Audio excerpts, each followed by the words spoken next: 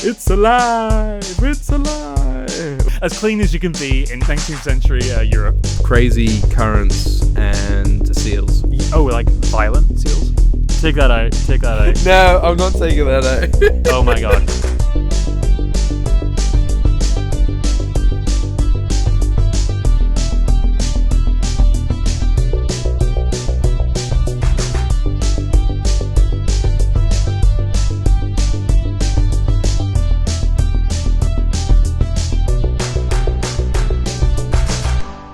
Welcome to The Film Angle, a podcast where we dive deep into the latest releases and unearth the classics to better our cinephilic curiosity. I'm Alex. And I'm Kris. And let's get into it.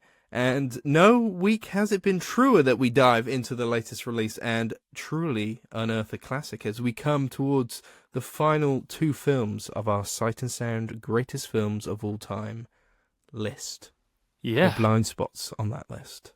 Yeah, we are talking, well, what is regarded by film critics and the Sight and Sound list as Alfred Hitchcock's best film. We'll see if Alex and I agree about that today. And it's also about classics in the sense of literary classics too. Even our new film today that we're talking about, Guillermo del Toro's Frankenstein, is yet another revamp of, well, not revamp, another reimagining of that classic story. So some two big meaty products to talk about today, and I'm really excited to talk about these films because I'm sure everybody would have probably caught up with Frankenstein over the weekend, and it's so hopefully a lot of people listening can share in their experiences. Yeah, I'm really excited to kind of hear what you have to say about Frankenstein, Kris. I don't know if we touched on it in our London Film Festival review, but I did get to see it, but I didn't really want to talk to you about it because I know it was a film that you were quite excited about seeing. And obviously I've had a few weeks to kind of think about it and kind of reevaluate it, and I've been listening to a few people's opinions on it. I chucked it on this morning to kind of get a better idea of just kind of flicked through a few of the key scenes that I remember in my mind just to get a better sense before we came into this today. But yeah, I don't actually know what you think about it, so that's something. But I mean, did you just want to get into Frankenstein, or do you want to? Is there anything else you wanted to talk about? Should we just get straight into the main review today? Well, I think people might be pleased or not pleased that we're not wearing makeup or masks this week. I, for one, feel a lot better about that anyway. But let's get straight into it.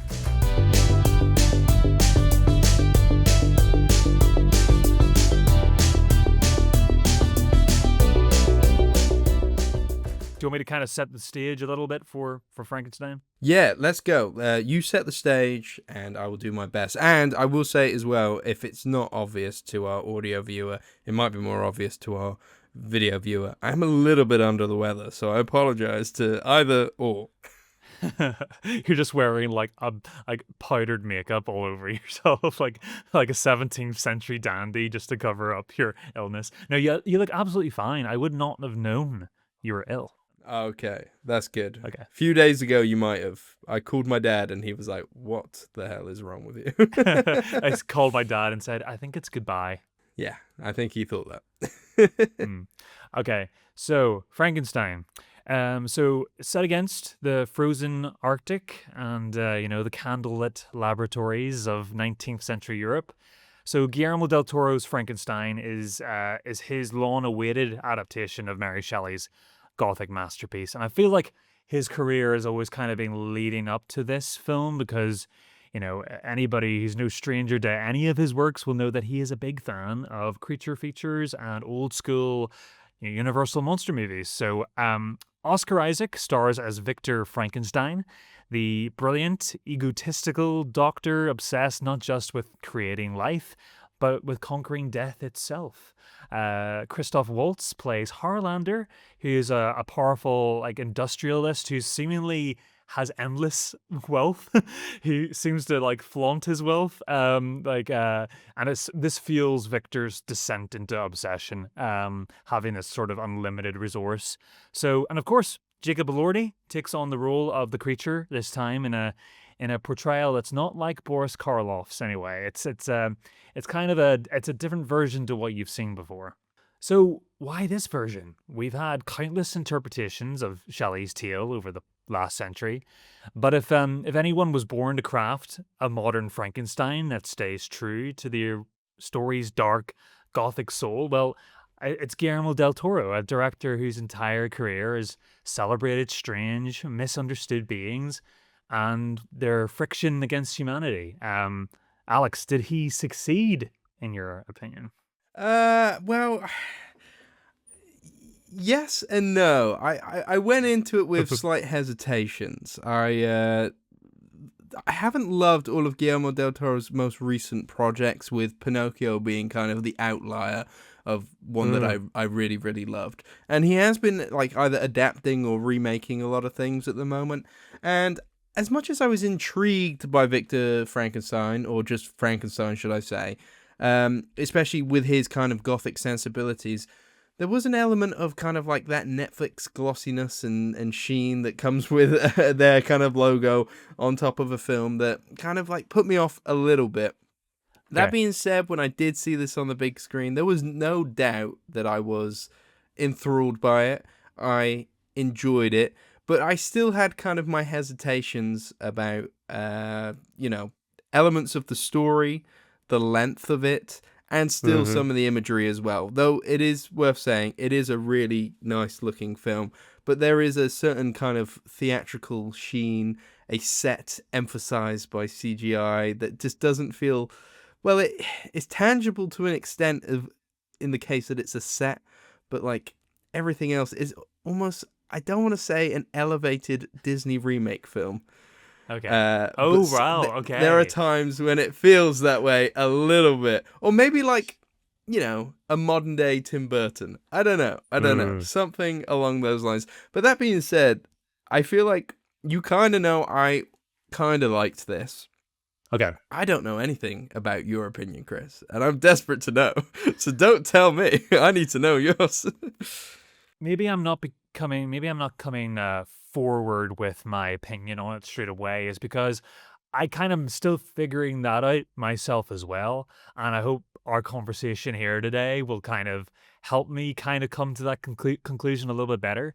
I want to first off say that my if those are your only issues or your biggest gripes, those certainly weren't the things that I rubbed up against with this experience. I feel that this is a beautiful looking movie. I've kind of got used to that like aesthetic that kind of was really introduced with Crimson Peak and Pacific Rim, this sort of very wide lens, very fantastical look to his films, where everything's kind of, every character is shot from the waist level up, and I really like the look of his films. I love the use of color. I kind of love everything, even the enhanced sets, and I'll get into that a little bit more.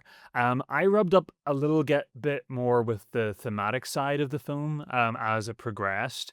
So I want to get it out there straight away. Opening 30 minutes. Let's start the opening. Those first 30 minutes absolutely just whoosh by. And for me, there's some of the strongest moments in the entire film. The structure here is very different from like early interpretations of like film adaptations of Frankenstein. Usually we follow like a straightforward linear narrative that explores the characters as the plot moves forward. But Del Toro's version is much closer to Mary Shelley's original novel, where you're splitting the story into two major perspectives, Victor's and the creatures. Although I think in her book, it was three perspectives. One of a gentleman who was reading letters from Victor. So right away, I was pulled in by that, like, how did we get here feeling. We flash back to Victor's childhood, where he's clearly gifted, but yearning for the attention of his father, played by Charles Dance. He's always amazing. Who instead dotes on his younger brother, William, after their mother's death, who Victor had a really tender bond with.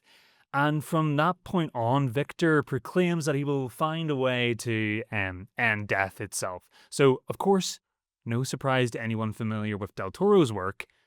Like I said, the film is gorgeous. The world feels recognizably, it's real, but it's so in that gothic artifice that it's somewhere meshed in the middle. So yeah, it's elevated by this lush gothic atmosphere that almost brushes against fantasy at times. Like the production design and costumes are stunning, and a big part of the film's pleasures come simply from soaking in these spaces, watching how he uses color, texture, light to reflect, and foreshadow the characters in their worlds. So first off, first impressions, I was like, "Oh my god, we're in for something incredible here." What do you think? I thought the first act of this film was definitely its strongest. Yes, because there's a lot of setup in that first act. Is it its strongest? I don't know if it is the Mm. strongest one for me. As you say, it is kind of set into somewhat two parts and two POVs, and there is an element of the second POV which I feel is quite strong, mainly because Jacob Elordi's performance as the creature or the monster or whatever you want to call them is for me kind of is like the MVP. He's the MVP of this Yeah, film. Out 100%. of all of the performances here, he stood out the most for me. Yeah, the opening is good. It sets up a lot of stuff, but I think I would probably hold the opening stronger in my mind if it kind of stayed on the wavelength of what we were doing there, because I do feel like it loses track of Yeah, Frankenstein's reasonings, and how his mother has affected him. Because they even play, his mother is played by Mia Goth, who also plays his love interest in the film. So you're supposed to yeah, read into that a little bit, but they never kind of do anything interesting enough there to kind of warrant all these little bit like, isn't that interesting? This kind of little Freudian thing going on here.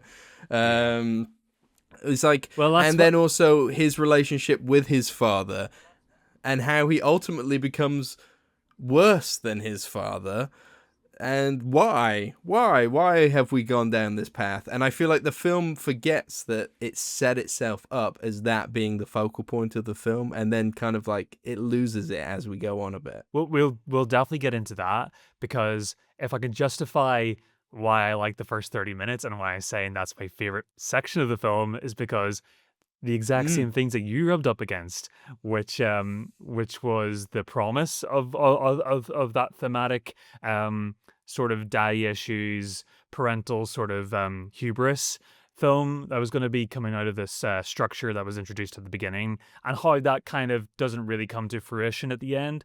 Um, so yeah, I actually agree with you, but for a different reason, if that makes sense. Um, but the first act going on from there, actually contains probably my favorite scene in the film, and that is the court tribunal, the disciplinary tribunal that we first are introduced to Oscar Isaac for the first time as an adult victor. Well, he's in the beginning of the film, but like properly introduced, and Christoph Waltz, Yes, as a full-grown man. as a full grown man, but he's not as gruffled, he's not injured, and he looks cleanish. As clean as you can be in 18th, Yes. 19th century Europe. Um, yeah, so When he's most Christoph happy Waltz. to do all of his topless experiments. Hello again. You'll probably realize that I'm now teleported. We had some we had some issues with on my end with internet in the year 2025, but Yes. yeah, we're back in the room. Anyway, where were we, Alex? I was talking about the court tribunal scene, right? Yes. Tell us about the court tribunal scene, one of your favorite scenes in the film, I hear. Yes. So we have Christoph Waltz saunter in on this disciplinary tribunal. He is soon to be Isaac's benefactor. He observes this flamboyant, cocky young genius who he's tribunal with judges present and everything. It turns into like a fair exhibition, and it's like an intense elevator pitch for this idea to create life. He has this half corpse on the table with metal prawns sticking out of it everywhere. And he manages to bring it to consciousness, which is, visually, it's very like unsettling. And Yes. when the judges scold him by saying it's like an abomination and that God has designed it to be that we die, you know? And Victor replies by saying, well, God's design is inept. And yeah, it's a really funny scene. It's a real fun scene that really jolts the film forward and allows us to accept like the foppishness of what Isaac is going for in that performance, but also it turns the original story sort of on its head, where it's always been about creation. In this instance, it's about putting a stopper to death, which I thought was a really cool spin. And I think that's just when the film really fired on all cylinders for me, actually, Mm. Alex, was the highly detailed realization of these European cities and these public spaces and the dark humor at the expense of Victor. Like when he goes to public hangings with Christoph Waltz to purchase bodies for his experiments, and he barters for these corpses 2 inches in front of the men about to be hanged before they're even hanged. It made me almost kind of like yearn for like a Del Toro's version of like Sherlock Holmes. Again, I think we've seen enough of those movies by now, but suffice to Yeah, yeah. say, it's meticulously well conceived. Anytime you're introduced to a new set in this film, you're just looking around it like it's everything is thought about, and it's so over the top, macabre, but it's fun and it's tactile, and yeah, it just brings texture to every scene. But yeah, the court tribunal scene was like a great way to launch pad Oscar Isaac into this film, and lean in a little bit more. Yes, yes, and kind of it definitely kind of dives deep into the, well, not that it dives deep, but it makes you aware that this is a very theatrical film. Yes. A lot of like shouting at each other about life and death and all that kind of Yeah. stuff, and it hams it up really well in a way that makes sense in this kind of dark fairy tale that Del Toro's kind of set up. And interesting, you bring about kind of like some of the gallows humor that you get, the bartering for the hung men and all that kind of stuff. Yeah. I thought it was interesting. I was taken by surprise a little bit just how gory and gruesome this film is as well. Like it Sure. doesn't hold back on dismemberments and body parts and blood and gore. Like, I mean, people get killed by a pack of wolves at some point. Like, it's just like, oh no, people get killed by a pack of wolves, and then the wolves get killed themselves, and it's Yeah, not. you feel I had sorry to for kind of both like watch parties. between my fingers a little bit. I was like, oh god, what am I watching right now? Yeah, and obviously, like, Del Toro wants us to fall in love with the creature as much as possible, Jacob Elordi. So things that happen to him aren't very nice either. Mm. Um, at no fault of his own, like he gets shot and beaten, and there's a lot of horrible things that sort of happen. And but that's like the core of all these films is these early James Whale monster movies were all built on misunderstandings Mm. and the innocence of these monsters. And like I think Del Toro is a great like modern version of that, where he really understands or he sees them in a very romantic way, which I think is to the film's strength. Now, we we what did you think about sort of the midsection, the creation of the monster or the creature in this instance? Um what did you think about that whole section of the film, that when we start to transition into Elordi's journey Mm-hmm. away from Victor, and we spend a little bit less time with Victor, we spend more time with the monster and on his journey. Um what did you think of that? Did you feel like the movie picked up for you or it lost steam? Um, I guess maybe it picked up to an extent because, in the run up to that, it's the creation of Frankenstein, it's all that kind of stuff going on, and him kind of learning about the world. It's kind of stuff we've seen before, Yeah. and you know where it's going. We all know the story of Frankenstein to some extent, even if it's just the "it's alive, it's Which we don't hear, alive," thankfully. which we don't hear, but we have an idea. And then yeah, like I said, I was happy to be with Jacob Elordi for a while because I think definitely in the run up to when I had seen it, I don't think we'd properly seen his face uncovered yet. He was still this hooded figure in all the adverts and advertising for it. Yeah. So there was like this kind of anticipation of like, oh, which kind of route has Del Toro gone down to create this monster here? Mhm. Um, and yeah, so it was kind of like just being a little bit in awe of the design of him, being aware of just how tall Jacob Elordi is. which I thought Yeah. maybe was some movie magic. But then I saw some pictures of him on a red carpet, and I was like, oh no, he's really tall. He's a tall guy. I And do feel that like the camera does like position him in that way too. But yes, mm. he is tall.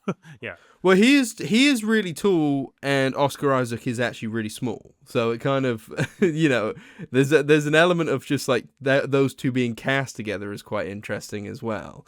Yeah, well, But we kind of neglect sometimes the fact that most actors are like quite small, not very tall, and yeah, like whenever you get your Liam Neesons or your Jacob Elordis, they do kind of like go, Jesus, he's tall, and you're like, well, maybe it's like he's actually just like 6'1" or something, you know? Yeah, yes, yeah. How tall is Jacob Elordi? Should we look that up? yeah, How I'm much fascinated now. how much taller than you and I do you think he is? What are you? Yeah, Chris is like, I'm 6'5", man. I'm 182. We're the same height, you and I. So we're like, I think we're like dead on 6 foot or something. I'm dead on 6. Yeah. Yeah, so that makes sense. 6'5". There you go. So Oh he's yeah, he's that's tall. 5 inches above us. It's about that Yeah, much. yeah, that makes him better. Damn. Uh, Um, yeah, I really did love like the makeup and interpretation of what the creature would look like. Was, we had to go for something different this time, and I mm, also just like kudos to Jacob Elordi for his portrayal. Obviously, Del Toro would have had some sort of vision for this character in his mind, but I really feel there's real intelligence behind the way he's portrayed, and a lot of it's to do with movement. It's almost like he almost has the elegance of a ballet dancer that is just being born, as opposed to like usually just like an overgrown child, which is usually how the mm. character is played. Um, Yes. so it ends in this sort of like this real elegance to him. It kind of, I was thinking less about Frankenstein during this film. I was thinking more about the Elephant Man at times, you know? Oh yeah. Not obviously not visually, but like um someone who is internally soulful and articulate once they have the chance to be articulate.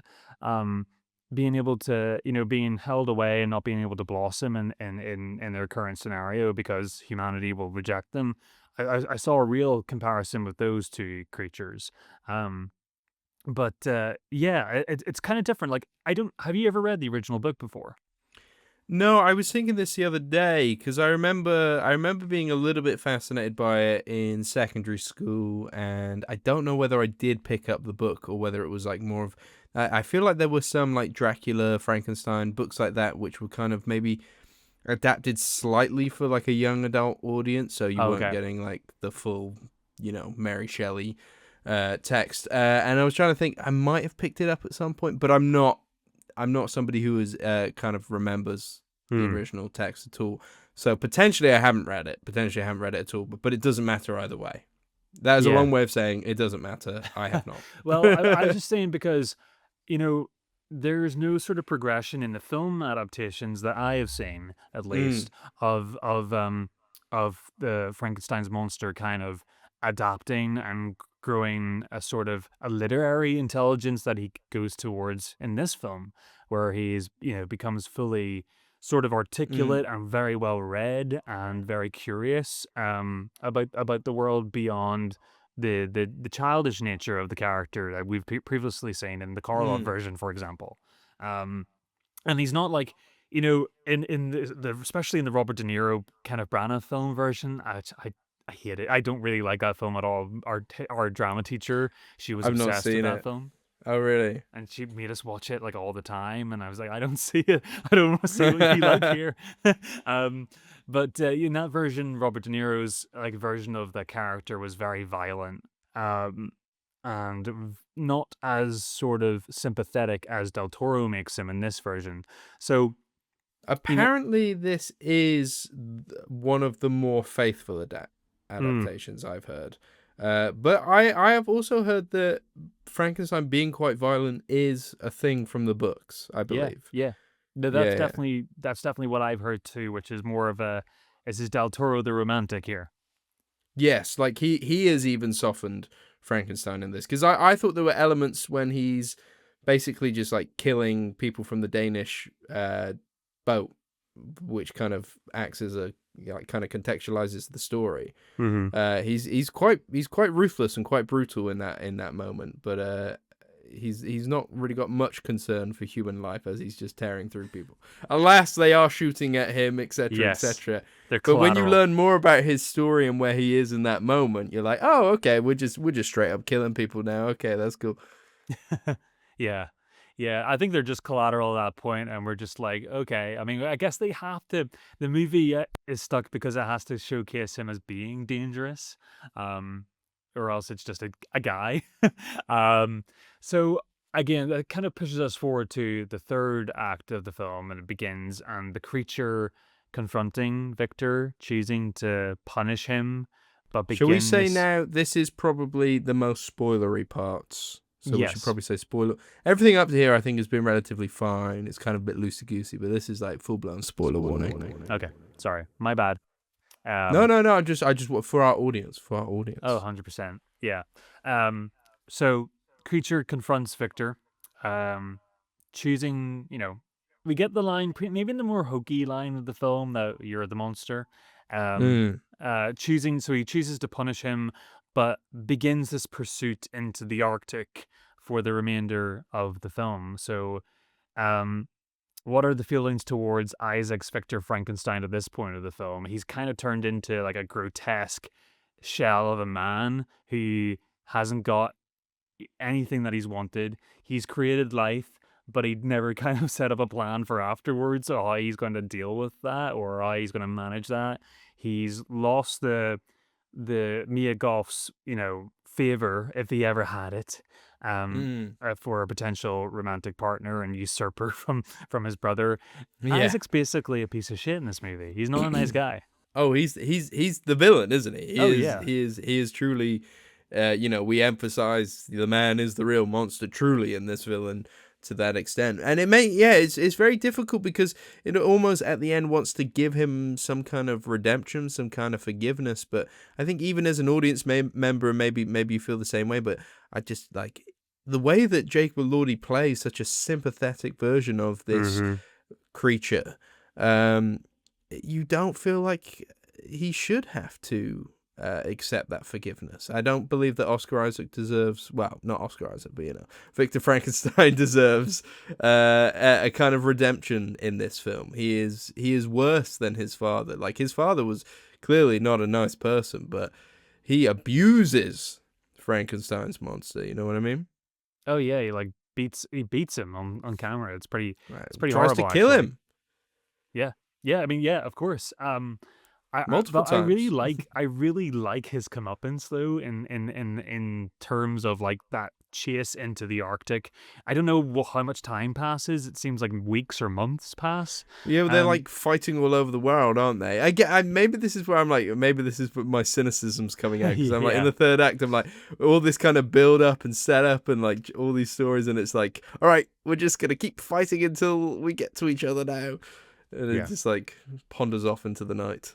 It does speed up. It's sort of it's a retribution for the creature that he's keeping close to Victor, making him seem like a target, but really he is coming out of the shadows every so often and beating and cracking another limb in Victor's body, or blowing him up a little bit and just damaging him and torturing him as the months go by.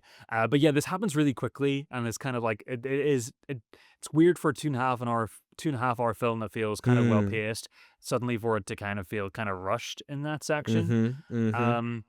So yeah, like we mentioned earlier, in the story, Victor's obsession with playing God and creating life, or in his mind, defying God's will. Well, we also hear Prometheus mentioned in passing a couple of times in the film. Prometheus, who, I'm sure people know, but in Greek myth was like a titan who stole fire from the gods to give to the humans and thus make mankind progress and make an evolutionary leap. And that was, beyond what Zeus had envisioned for people. And as punishment, Zeus ordered Prometheus to be tied to a rock for an eagle to eat his regenerating liver for eternity. So there are these themes and ideas about creation, parents, and hubris, but there's something about Del Toro's film, although it's so beautiful to look at, and Elordi's creature is so captivating and sympathetic, like we've mentioned, I can't help but wonder if the film just bites off far more than it can chew. Like Mm. it's an odd thing because I was enthralled by the creature and I was sympathetic towards him, and I think Del Toro portrays him in a mostly positive way, but I was missing the emotional oomph that the film is trying to get at. And I think it's really because the theme of father and son is mostly discarded throughout the plotting of the middle of this film. And that's something, like I said, I liked about the start of it. And you were so right by correcting me, Alex, that it is, it's something that is just dropped completely.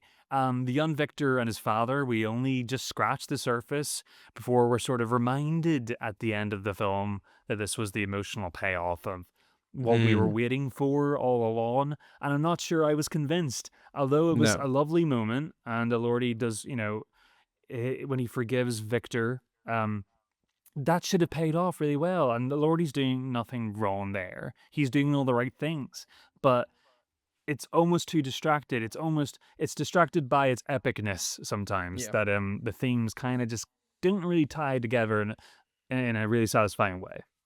Yeah, yeah, I completely agree. I Mhm. completely agree. And I think as well, like you say, there's that, there's no emotional oomph, but it's almost as if Frankenstein disregards his monster so quickly that there is no connection to kind of build on anyway. No connection to long for that once was. He only ever saw him as this kind of like mistake in a way. There was never a moment of like, oh, this is amazing. Maybe you have that one scene in the bedroom, which is a pretty good scene. That makes it sound dirty, but I it's love the not. scene of Oscar Isaac and Jacob Elordi in the bedroom.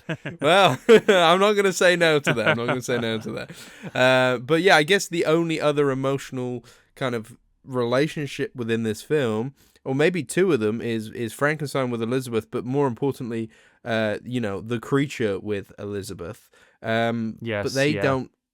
Again, those relationships get thrown to the wayside so quickly, and obviously, thrown to the wayside with the creature. It's like she gets shot the second time he meets her, I think. So, yeah, It's a it's shame because those basement scenes in the tower whenever he's being held downstairs from Victor and the creature's tied up and Mia Goth sneaks down to see him. Those are nice scenes as well, but they don't blossom as the film kind of progresses. yeah, yeah. But you're right. I think this has been a film that Guillermo del Toro has wanted to make for years. He has always Mm. been talking about wanting to do a Frankenstein film, and he finally gets the rein, probably with a really massive budget with Netflix to be able to go off and do this. I know there was like many people attached for years, wasn't there? I think Benedict Cumberbatch was attached to play the creature at one point. Yep. Anyway, like the weight of this whole production weighs on Del Toro. He must have all these things he wants to say, but it maybe crumbles from not being reined in a little bit Mm-hmm. and just kind of refocused and tightened. Uh, but I mean, the guy has Oscars, and Academy Awards. Like, who wants to say no to Del Toro at this rate? And yeah, maybe he is just biting off, as you say, more than he can chew on this one. And Yeah. also, there's so much love for the source material and for his vision of how that might look with his kind of gothic fairy tale nature. Mm-hmm. That yeah, maybe it just kind of like buckles a little bit under its own under its own weight. It's a shame, isn't it? And I don't want to like bookend this discussion about the film on a really negative note because I do Mm, ultimately feel actually quite positive about the film, mm, and I really enjoyed my 2.5 hours with it. Like this was an enjoyable, entertaining film that I got a lot of stuff that I really liked out of it. Then there's a lot of yeah. imagery that's going to stick with me. I really was surprised and really enthralled by Elordi's performance. I Mhm. thought Mhm. I thought, visually this film was my cup of tea. It had everything that I love from Crimson Peak out of a gothic, aesthetic that I love Yeah. from those sort of films. But yeah, it was just the thematic oomph, and I think it's 70% there.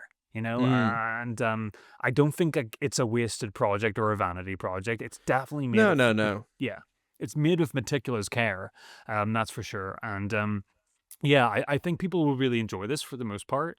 Um, it's just it's just too many loose threads that, you know, when you've seen this was supposed to be maybe like the definitive version of the story, and Yeah. perhaps it just had a lot of stakes behind it.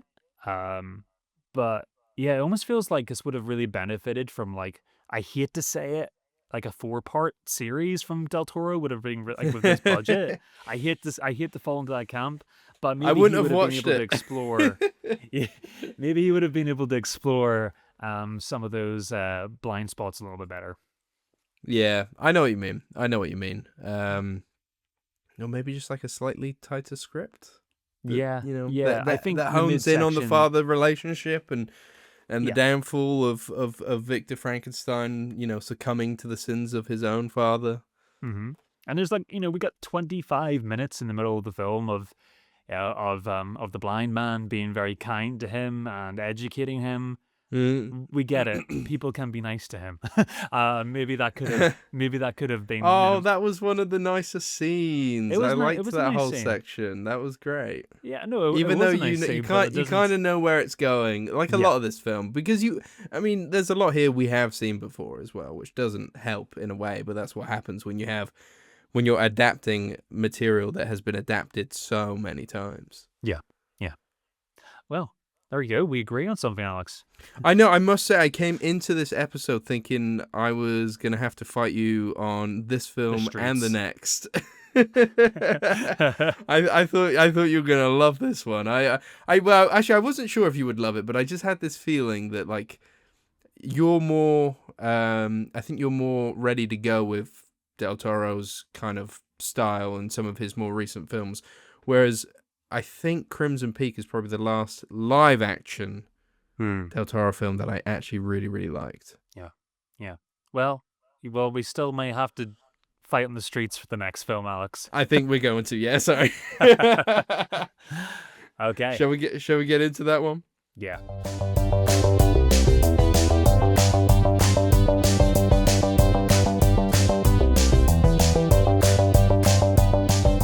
So, for the uninitiated, this is the ever-ending section of the show where we Soon catch to up. be. Soon to be ending section of the show, where we catch up with our ongoing series, our blind spots on the Sight and Sound greatest films of all time list.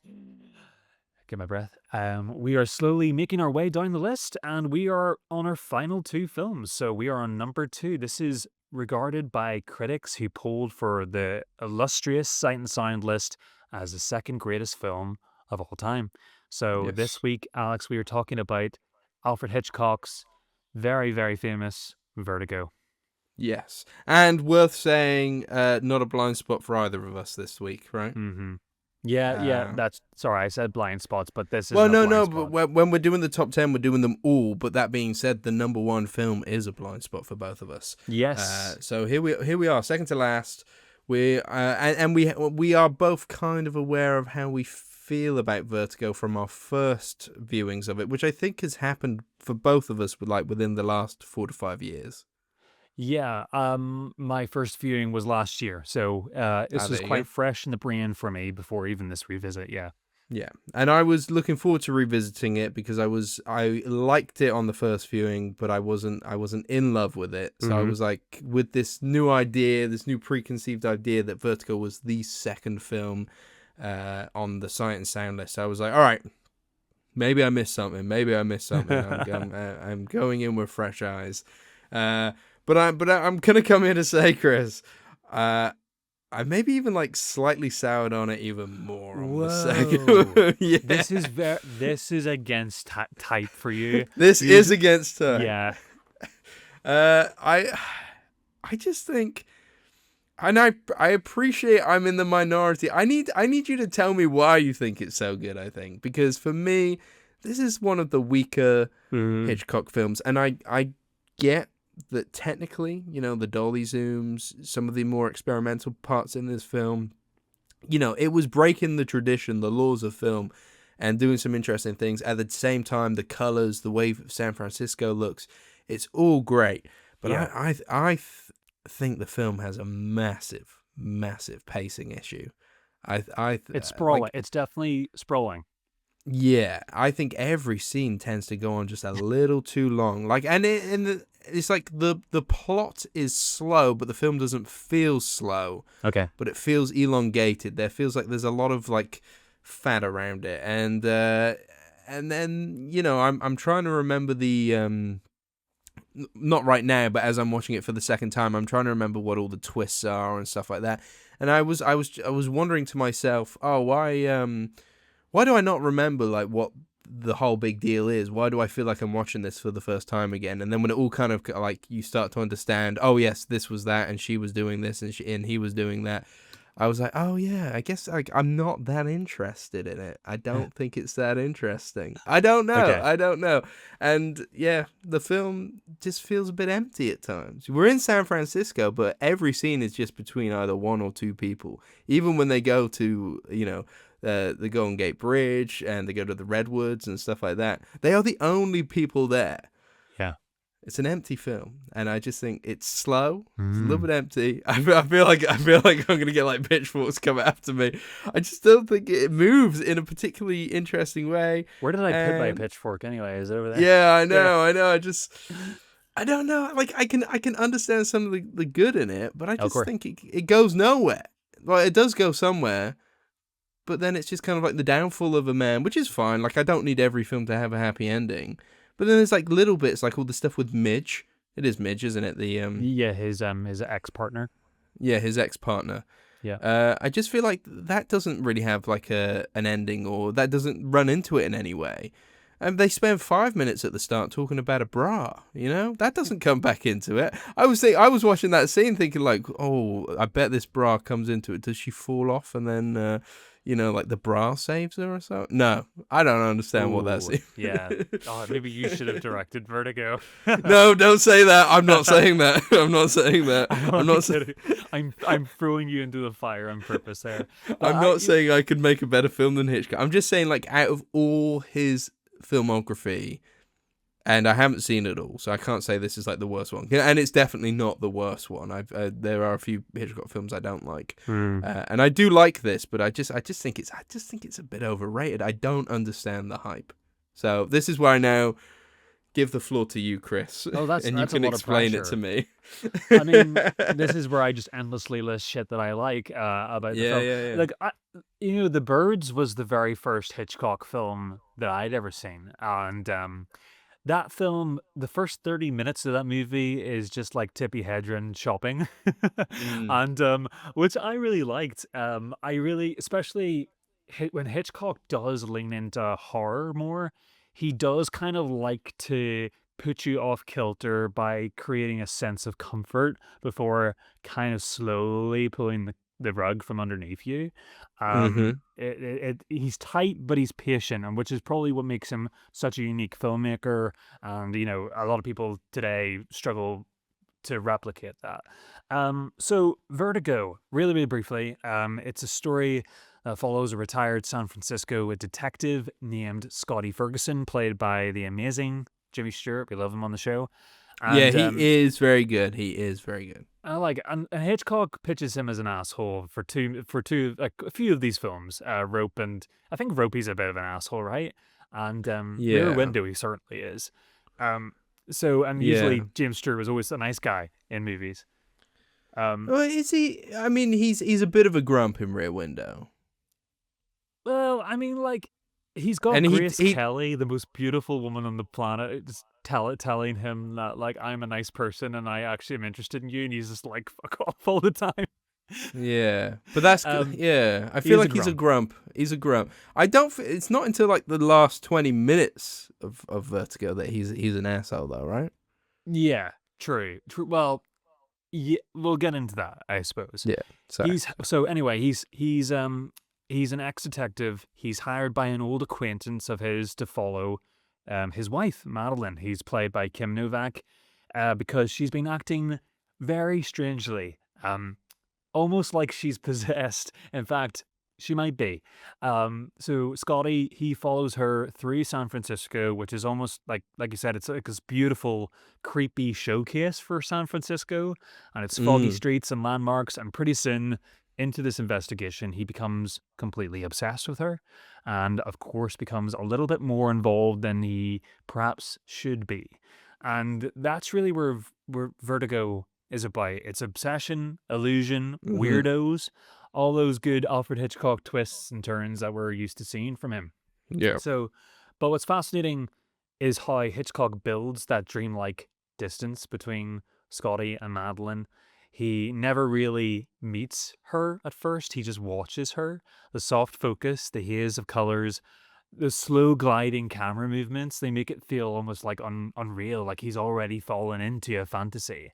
And that's why Hmm. I quite like what you're saying about hardly anybody existing in this film outside of our characters. It kind of creates this like ghostly, weird, off-kilter atmosphere for me. The You're scene at the saying it was a choice. it's a choice. I'm saying it's a choice, but Yeah. probably a limitation too. but but it When did works. they shoot this? COVID? COVID in 1958 was rife. Um, yeah, the scene at the museum where she stares at the portrait of Carlotta, while Mm. Scotty stares at her, that mirroring is perfect. It's like he's looking at a work of art, looking at a work of art, not a person. And of course, we'll like discuss later that what ends up being exactly the case. Madeline is an artistic creation, a performance built for Scotty's gaze, and it's touches like these that remind us like how singular Hitchcock's control is. He lets us fall for the illusion the same way that James Stewart does, and we become complicit in the fantasy. And I think that this film is the perfect film about going down a rabbit hole that gets weirder and darker as you go down, not only for the character, but for the viewer as well. You remember how Mm. Hitchcock made you feel when you watched Rear Window? That Yeah. POV acting as both Stuart's eyes and yours, the viewers. And if you were alone in that apartment witnessing the horrors that happen in that movie and not wanting to get caught, he's doing the exact same thing here, but in a much more nuanced way. Mm. Um, I don't know. I love the atmosphere of this movie. I don't know. I It's one of yeah those. I get that. Yeah, I can see the atmosphere. You make a good point for that. I don't know if I buy the romantic fascination that Scotty develops with Madeline. It's sex. I think Because it's sexual. I think it's lustful. yeah, but that's why it doesn't make sense later on when he's so psychotically fixated on like her and her image. But and it is very much image, isn't it? But like because for Scotty, all the majority of the time he's only looking at her, so he's like, I love this woman because she's a pretty lady. And then when he's actually talking to her, she's having a mental episode, or seemingly, and she doesn't know what's going on. She doesn't know who she is.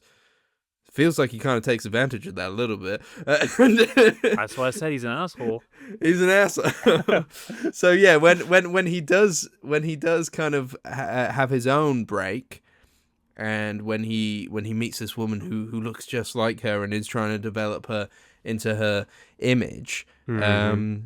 it feels, I don't know, it doesn't ring true so much that he would be this fascinated with her. Okay, so let's see how we get to Also, that point. would that from what we've seen of him, does that make him a terrible detective, policeman? When you retire, he's not put his skills in the file cabinet. He put them in the trash bin. But Um, even the bit of police work we do see him do, he his friend falls off a building.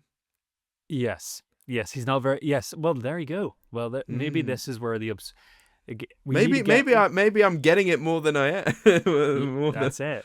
But this film is definitely about obsession, and I think he's as obsessed with himself as he is with Madeline, and I think Madeline's just a conduit to accessing that. I think the start of the movie, that accident that happens with his friend, I think the whole movie is working up to him trying to resolve that and get over that. And by controlling and manipulating this woman in the situation, I think this is his subconscious trying to do that. So let's see how we get there. A local he runs into a local historian, or he looks for a local historian. He He's like, explains that. Alex, back on track, please. Well, it's like we're getting to the other Madeline persona, and I'm like, I guess we have to talk about the fall first, right? Yeah. So he goes. He does visit this historian. He talks about Carlotta, the woman in the painting that we were talking about. She was a real person, and Madeline goes to visit her grave before she looks at the painting every day. And this woman committed suicide. She had been the mistress of a wealthy married man and born his child. And the otherwise childless man kept the child and cast Carlotta aside. And Carlotta, Gavin, who's Madeline's husband, fears is possessing Madeline, was Madeline's great-grandmother. So, however, Madeline does not know that this or remember the places that she visited while being ostensibly possessed. So Scotty trails her to, Fort Point, I think it is, and rescues her after she jumps into the San Francisco Bay, which is empty, like you said.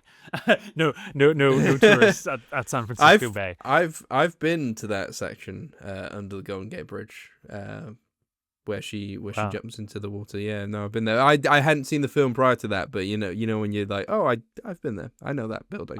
And famously, you don't swim in San Francisco Bay. It's like a death machine, right? Yeah. Crazy currents and seals. Like violent seals?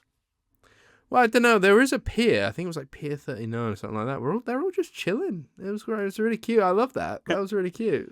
All these seals just chilling away. I do like seals. Or they're sea lions, actually. They're called sea lions, aren't they? The bigger ones. I think they're just, it's like hippos. You're like, oh, that looks cute. And then I'm just like, the most dangerous creature on the planet. Yeah, but are sea lions? They might be. They kind of look like the dogs of the sea. They're just kind of like lazy little goofballs. But yeah, maybe you wouldn't want to. I think you're thinking of manatees. No, I'm thinking of sea lions. No, I know you're thinking of sea lions, but manatees are the puppies of the sea. They're like the cows of the sea, aren't they? Yeah, but a manatee will come up to you and it'll actively try to like engage with you in a positive way that will be to the detriment of its own life. A sea lion, I think, will just fuck you up. Oh, okay. Well, either way, there's sea lions. There's for sure sea lions, and then there might be sharks. Oh yes, yeah, I think you're right because famously Alcatraz, where prisoners used to try to escape. I don't know if it's just like an old wives' tale, but they used to get eaten by sharks when they tried to escape and cross the bay.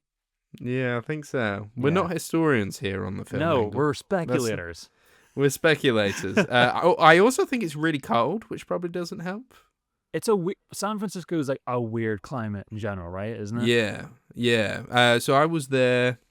How old was I? It was like 2014, so I was probably like 19? 11 years ago, yeah. Yeah, 19 maybe. And yeah, it was like foggy every morning, and then like the sun would come out a little bit. It was I enjoyed the city. It was nice when I was there. Good food, I bet. Yeah, I probably wasn't a big foodie then, and I was with my family, so that wasn't... Even though my family are, like, somewhat foodies, but I think it was more... At that point, it was more like... Nowadays, you'd be like, I'm in charge.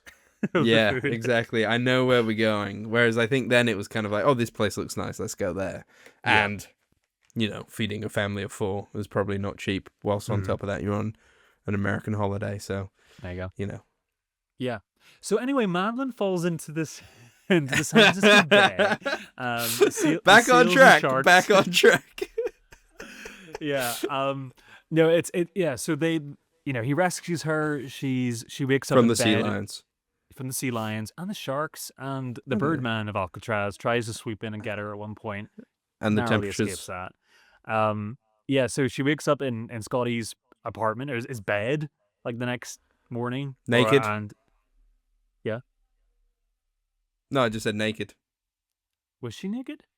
Yeah. Oh yeah, I get. Yeah, I don't know. So that was such an enthusiastic yes. I guess it's the one thing. It's the one thing that Alex is sure that happened in this movie. And he went back to double check.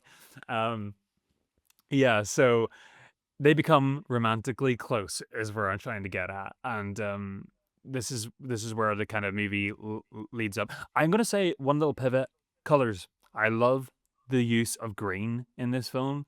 Mm-hmm. Usually hangs around Madeline like a bad smell. Green car, her Neon. dresses.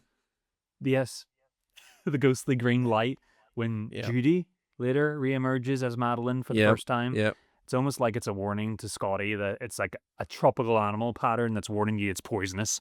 But for me, like it just kind of represented illusion and the supernatural and like the garish beauty of that color. It looks really cool in this movie. Um, but yeah, it's the bell tower scene then. She Okay. Yeah, go Wait, for it. we before we go to the bell tower, because if we are, I'm gonna keep you on track now. Thank you. After that, they go around to like the redwoods, and she starts talking about dreams she had of like buildings and stuff like that. And they go to the sea, and they kiss, and that's when they start getting a bit like kissy kissy. Yeah. Then they go to the bell tower. There you go, keeping you on track, So mate. Scotty's in too deep now, basically. Yeah. Yeah, so she just randomly becomes erratic, right? And Yep. climbs the bell tower. But this movie is called Vertigo. And Yes. from the beginning of the story, the accident that happened to Stuart's partner, he cannot enter the bell tower and chase after her because that's his biggest phobia. He cannot do that. He will. Yes. What is the phobia called? I mean, the film spends the first 25 minutes explaining vertigo to us. Uh, Yeah, it's like agoraphobia or something like that. agoraphobia, I reckon. Yeah, that sounds right. Maybe one letter might be wrong there. Agoraphobia. Agoraphobia, anagram. Agoraphobia, which then triggers vertigo, which is like dizziness and anxiety and all that kind of stuff. So the further he goes up the bell tower, the more he suffers from vertigo. And long story short, Madeline, as he jumps off, well, at this point of the story, jumps off the bell tower, and that should be it. He thinks, he thinks that she died, and the story just kind of fizzles out from there. The romance fizzles out until one day he walks down. The romance fizzles out. She's dead. She's dead. Well, as I said, it's forcefully fizzled out. Okay, sorry. I thought you just said it fizzles out. I was like, it's the worst fizzle in the world. The biggest fizzle. Yeah, so he walks down the street one day and he sees a girl who hasn't got the blonde hair. She's got dark hair. But she reminds him in spirit of Madeline. It's the eyebrows. It's the eyebrows are their choice. Their choice. They are a choice. Different styles back then. A long story short, Alex, it's all a big ruse. Yes.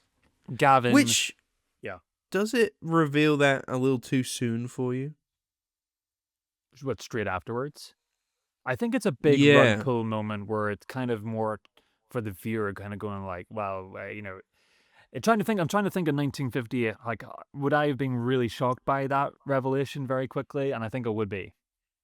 I read that Hitchcock wanted to take the scene out where it's revealed through her voiceover in the letter. Mm-hmm. Yeah. And he did a screening of it without, and he was told to put it back in. Sounds right. And I think as well, because it's based off of a book, and you don't find out in the book until the end. But they thought it was more interesting. And I guess to begin with, Hitchcock thought it was more interesting to have it revealed so that you understand, what's her name, Judy? Judy's like, dilemma in that situation throughout the final then act of the film. But I think it might be a better film if you don't find out to the end. Because I think in that first scene where you don't know, your brain is like, wait, so how has this worked then? How is this all happening? And then if you were to play that out for longer, you might start to doubt yourself and think that Jimmy Stewart is truly going crazy. And therefore, maybe you are as well. Mm-hmm. But the film just allows you to go, no, he's right, and he's going crazy. Yeah. Well, it's that would be a good movie, actually. I don't disagree with you there at all. But we got what we got. It's still great. I'm not saying I could do it better. You should. Yeah, you're better than his editor, aka his wife. Yeah. So So basically, we were saying that it turns out that Judy was hired to play as Madeline, and fake Madeline's death because Gavin was aware that what would it say, agoraphobia? Agoraphobia. Agoraphobia. Gavin was aware that that Scotty had agoraphobia. Agoraphobia. Agoraphobia. Take that out. Take that out. No, I'm not taking that out. Oh my god. I'm not taking that out. Agoraphobia. Agoraphobia. Yeah. So he manipulated Scotty's situation in order to discard of his wife's actual dead body, so that nobody would know any wiser. So yes. So yeah. Yeah. So we don't know. We don't actually ever meet his wife, then, do we? Not properly. We kind of meet her corpse in the backflash as she's hurled from the tower. Yeah. Yeah. I guess he'd been, I don't know, keeping her captive all that time. Yeah, or keep it on ice. No, because she was moving at the top, wasn't she? She still screamed. Yes, that's right. That's right. So they must have been must have shared, give the nuns a few dollars. Well, overall, Alex, what do you think about Vertigo? Have you changed your mind on it or anything, or are you still kind of not convinced? I think I'm not convinced that it's the second greatest film of all time. Okay, I would. And agree with you. I would have multiple Hitchcock films on this list. Right. Rear Window for one, probably for you. Rear Window for one, yeah. Yeah.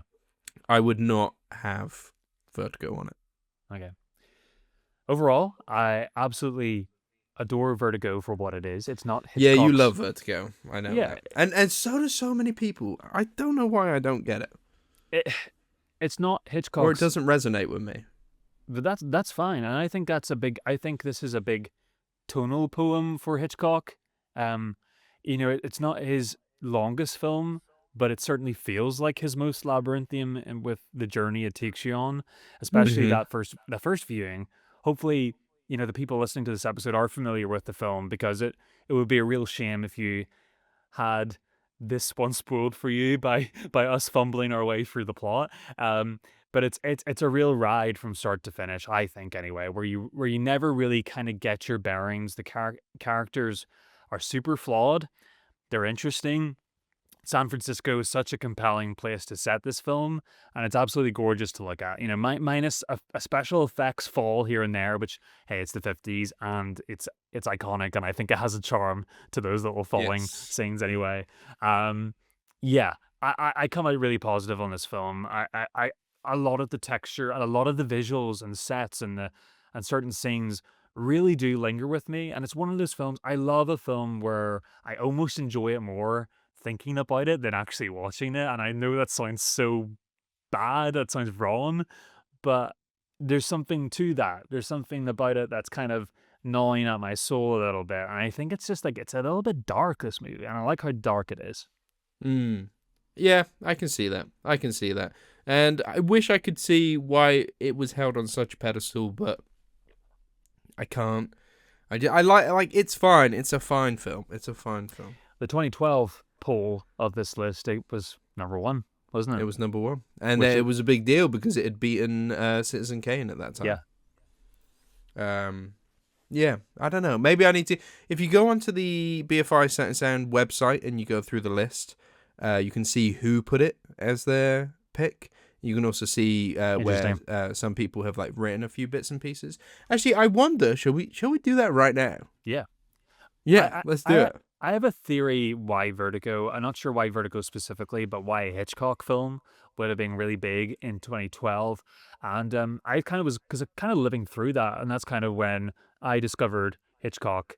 It seemed to be a big revival when Blu-rays and that sort of physical media was coming around, that a lot of young people were starting to get really into Hitchcock. I was starting to hear his name, certainly in my school and my friendship groups, where it never really came up in conversation before. And it really felt like a generation were sort of starting to reclaim him, and his Yeah, popularity started to kind of all through the 2010s kind of hit a new height. I don't know if that was the yeah. same for you. Um, I think I came into him more over university and stuff like that. I think Psycho. Oh no, I think Rebecca was my first film, which I the school. Wow, the first one was Rebecca, yeah. Yeah, I really like Rebecca. I still really like Rebecca to this day. Mm. And then I don't think I watched any of his films until Psycho, and then I practically have been like since uni been watching like one or two a year. Yeah. Like every year, I feel like I watch a new Hitchcock film. And it's like you feel like you should be putting them on more because even the ones that are maybe not quite working, they're always a goddamn pleasure to watch, aren't they? Well, I think that's the nice thing about not doing them all in one go is that Mm, you always have like another new good Hitchcock film to watch. that's true. Like they're always interesting. I Like think the I only one I didn't love was maybe like Strangers on a Train. Oh, okay. to catch a thief, I didn't love either. I think. Mm. I think Let we're me double both big check. fans of Notorious. Remember liking that one a lot. Oh, I loved Notorious, and that one I Yeah. only watched a couple years ago. Shadow of a Doubt, I really like Shadow of a Doubt. Yeah. Oh We no, love not Strangers on a Train. Sorry, it's The Lady Vanishes, which is also okay. held on a train. I Haven't didn't seen that love one that yet. one. We do love a Cary Grant led Hitchcock vehicle in general. Yes, stopped working with him after Vertigo because Vertigo was a bit of a it didn't do well critically or commercially, and Hitchcock put it down to the fact that Jimmy Stewart was too old and never worked with him again. Well, I don't know. Like Jimmy Stewart to me was always the bankable Western guy. He was Mm-hmm. always like I've watched a lot of Westerns with him where he played the archetype sort of ex-lawman who kind of was settling down and becoming softer and more rounded in his old age, and was more a father figure to people in the community. Like that's how you would pitch Jimmy Stewart, and it's really fun to watch these Hitchcock movies because he actually is going against type. I know in like It's a Wonderful Life he has his darker moments, but he was 90% of the time he was the nice guy or the romantic lead in films, you know.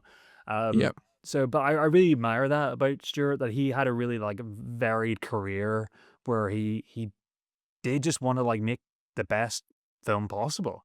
Um, Seemed like one of the great. Like you'll never get another James Stewart again, right? Even that voice, the voice is amazing.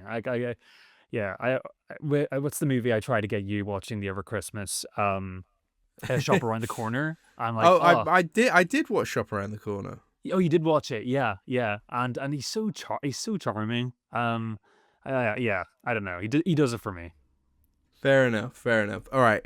So I do have the list here for the Sight and Sound. Here is a massive list of critics, a bunch of which you'd probably recognise if you actually went on and read them. But I thought it was interesting maybe to talk about some of the directors, maybe, who our audience might recognise. So Ari Aster voted for it. Hmm. John Carpenter, Alex Gibney, James Gray, Asif Oh, Kapadia, or was it Kapadia? Asif Kapadia, Paul Schrader, Tilda Swinton, Joachim Trier, Nicholas Winding Refn. There you go. Lots of oh, people. okay, Lots of people are a yeah. fan. Do you ever think anybody who votes on this list, and they're all big professionals and they're all top of their field, do you think any of them ever vote for a film they haven't seen? Do you think Oh. do you wonder if No, surely there's not. performative people even on the top of the chain, Alex? No, I don't think. Not on a list like this, I don't think so. Yeah, it'd be yeah, morally questionable to say the least. Yeah, I think you expect that during the Academy Awards and stuff like, Hollywood film producer who can't be asked watching the other films. Yeah, cigar Just smoker. clicks. Yeah, it just says, "Oh yeah, sure, La La Land can have it." The Green Book, fine. Oh, the Green Book, don't remind me. Oh man. But yeah. Anyway, that is Vertigo, and the series is almost done. We're gonna finish this series with an episode dedicated to the final film Wow. in probably 2 weeks' time. Jean Dillman. So looking forward to it. I am looking forward to it a lot Yeah, because I'm looking forward to it. A lot of anticipation. yeah, and Chantal Ackerman has been a real win for Yeah. me. Like I do think I'm not going to spoil. We are going to do like a retrospective topping off episode where we're going to like say our favorite films from this whole 100 film list. But you know, she might turn up on that list. Interesting. Yeah, I look forward to doing that. We should hopefully have both of them by the end of the year. Nice. But we've said that before. We're very good at like promising things, aren't we? We are. But we always get around to it at some point. We do stay true to our promises. Forget. We never forget.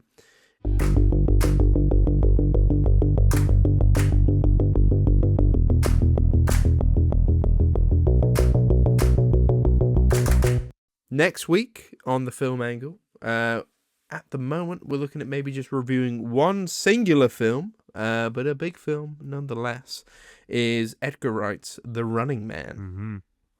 Looking forward to that. Really looking forward to that. Big fan of Edgar Wright. You know, you're from the UK, you like Edgar Wright.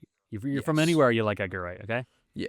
If you grew up reading Empire, you had to love Edgar Wright. Oh, 100%.